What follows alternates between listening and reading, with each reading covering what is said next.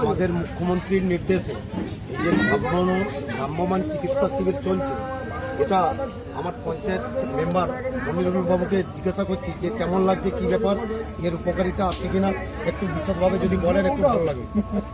ভালো লাগছে তো, সবার উপকার হচ্ছে।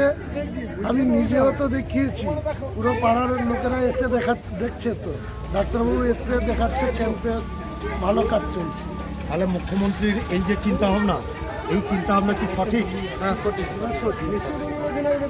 তাহলে এর পরবর্তী দিনে আরও ভালো যাতে এই পরিষেবা দেওয়া যায়, পাবলিকের মধ্যে ছড়িয়ে এই পরিষেবা ছড়িয়ে দেওয়া যায়, তাতে অনেক আমাদের গ্রামের মানুষরা বিশেষ করে চিকিৎসা পরিষেবাটা খুব সুন্দরভাবে পাবে, এইটুকু মুখ্যমন্ত্রীর কাছে আশা রাখছি।